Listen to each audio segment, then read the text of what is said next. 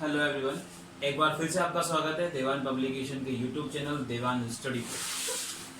आज आपके सामने है हमारी दूसरी वीडियो सेंटेंस पार्ट की।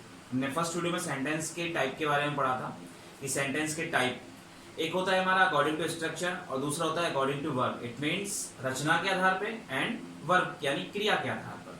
तो यहाँ हम फर्स्ट पढ़ेंगे अकॉर्डिंग टू स्ट्रक्चर यानी रचना के आधार पर। रचना होती है बच्चों बनावट, यानी उसकी बनावट कैसी है। उसमें सबसे पहला नाम था हमारा सिंपल सेंटेंस। सिंपल सेंटेंस जिसे हम साधारण वाक्य भी कहते हैं। A sentence consisting of only one clause with a single subject and predicate, यानी एक ऐसा वाक्य जो अपने आप में केवल एक सब्जेक्ट और एक ही प्रेडिकेट। प्रेडिकेट का मतलब होता है हिंदी में विधेय और सब्जेक्ट का हिंदी में मतलब होता है उद्देश्य। यहाँ थोड़ा सा मैं अपनी बात को विराम दूंगा और वापस से अपने जो वर्ड मैंने बोले हैं उन पे आता हूं। जो मैंने दो वर्ड यहाँ बोले हैं, सब्जेक्ट और प्रेडिकेट। मैं आपसे पूछना चाहूंगा what is the meaning of subject. जी, what is the meaning of subject. और कई आंसर आपके मुंह से, कईयों के आंसर मुंह से आंसर निकल रहे होंगे सब्जेक्ट का मतलब कर्ता, क्योंकि इसमें आपका फॉल्ट नहीं है। बचपन से यही पढ़ते आए हैं हम, बचपन से हमने यही पढ़ा है और हमें पढ़ाया भी यही गया है। हमारे टीचर हमसे कहते थे बच्चों राम बाजार जाता है, कौन काम कर रहा है? सर जी राम काम कर रहा है। बच्चों सीता खाना बनाती है, काम कौन कर रहा है? सीता कर रही है। तो करता कौन हुआ? सीता हुई। हमें केवल वही एग्जाम्पल दिए जाते थे जहां सब्जेक्ट कोई काम कर रहा होता। लेकिन अगर मैं कहूं कि घोड़ा लाल है, ताजमहल सुंदर है, मिर्ची तीखी है, कमरे में 10 कुर्सियां हैं, यहां कौन है काम करने वाला? तो क्या इनमें सब्जेक्ट नहीं है? तो थोड़ा सा एक करेक्शन है, इसे आप ठीक कर लें। सब्जेक्ट का मतलब होता है उद्देश्य, ना कि कर्ता। प्रेडिकेट क्या हुआ? सब्जेक्ट यानी उद्देश्य के बाद जो रेस्ट पार्ट बचता है सेंटेंस का, वो होता है हमारा प्रेडिकेट और इसे हिंदी में कहते हैं विधेय। तो अब वापस से अपनी डेफिनेशन पे आता हूं। A sentence consisting of only one clause with a single subject and predicate, यानी एक ऐसा साधारण वाक्य जिसमें केवल एक सब्जेक्ट और एक प्रेडिकेट हो, क्या कहलाता है? हमारा साधारण वाक्य यानी सिंपल सेंटेंस कहलाता है। जैसे कि मैंने एग्जांपल में मेंशन किया हुआ है, ही राइट्स ए स्टोरी। यहाँ सब्जेक्ट क्या है? जी हाँ, ही। क्या है? ही। बिल्कुल सही बताया आपने। यहाँ सब्जेक्ट क्या है? ही। और सब्जेक्ट के बाद रेस्ट पार्ट क्या बचा हुआ है हमारा? Writes a story. तो ये क्या हुआ? हमारा प्रेडिकेट हुआ। क्या हुआ? प्रेडिकेट हुआ। तो जिस सेंटेंस में एक सब्जेक्ट और एक प्रेडिकेट है, वो सेंटेंस हमारा कहलाता है सिंपल सेंटेंस। ठीक है, नेक्स्ट हम आगे बढ़ते हैं कॉम्प्लेक्स सेंटेंस यानी जटिल वाक्य।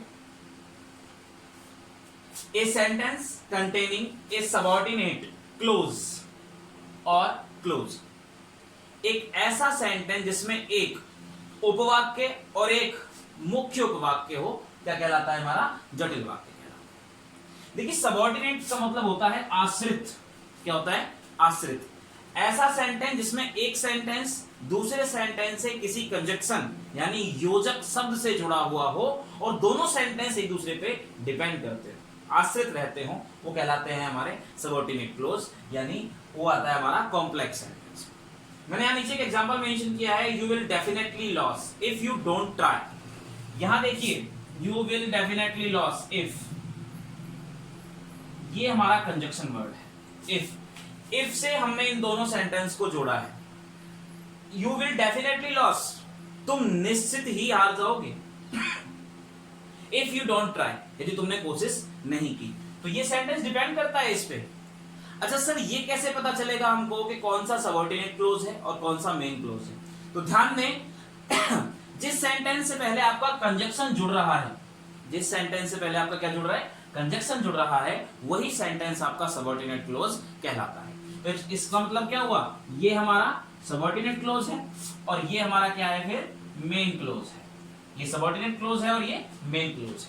तो फिर से दोहराना चाहूंगा अपनी बात को कि ऐसा सेंटेंस जिसमें एक मेन क्लोज हो, एक सबऑर्डिनेट क्लोज हो और वो किसी कंजक्शन से जुड़े हो, क्या कहलाते हैं? कॉम्प्लेक्स सेंटेंस कहलाते हैं। अच्छा, इनमें मोस्टली जो कंजक्शन जुड़ने के काम आते हैं, मोस्टली जो कंजक्शन है वो मैंने नीचे मेंशन किए हैं, आप उन्हें लर्न कर सकते हैं, याद कर सकते हैं इस चीज से। AAAWWBUIS, इस चीज से आप उसे याद कर सकते हैं अगर आप भूले हैं कभी तो। अगर भूल जाते हैं तो आप अपने माइंड में लेटरों को याद रखें, AAAWWBUIS, इनका मतलब क्या हुआ?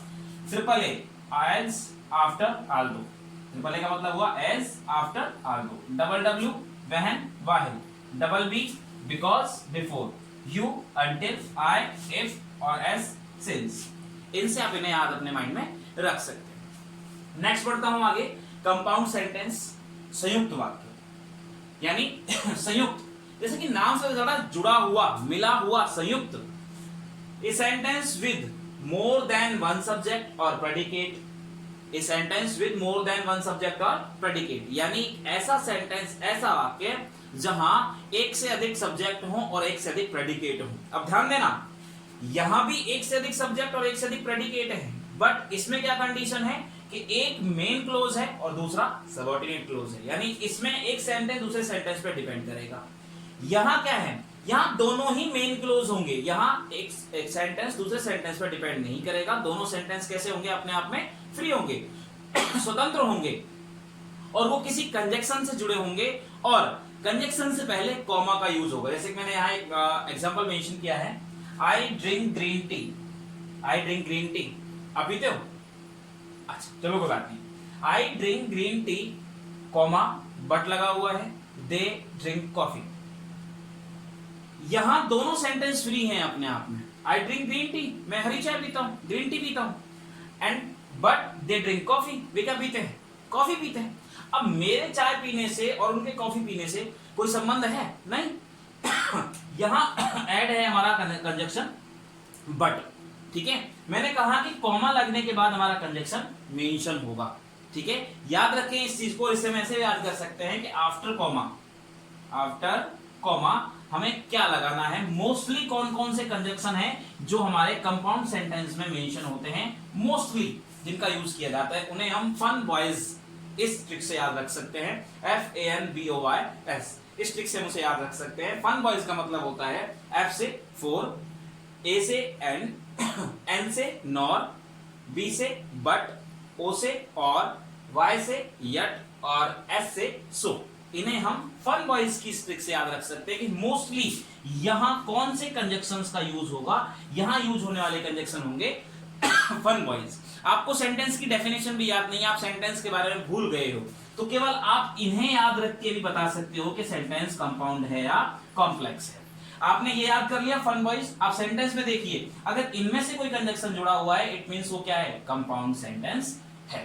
तो इसी के साथ मैं आज का ये चैप्टर यहीं क्लोज करता हूं। हमारी जो नेक्स्ट वीडियो होगी उसमें हम बात करेंगे हमारे सेंटेंस के पार्ट अकॉर्डिंग टू वर्ब के बारे में। अगर आपको वीडियो अच्छी लगती है, लाइक करें, शेयर करें, सब्सक्राइब करें, और देवान स्टडी याद रखें, औरों को भी बताएं, और इसी तरह से आप हमारे साथ जुड़े रहिए हमारे इस शिक्षा की नई पहल के साथ। धन्यवाद।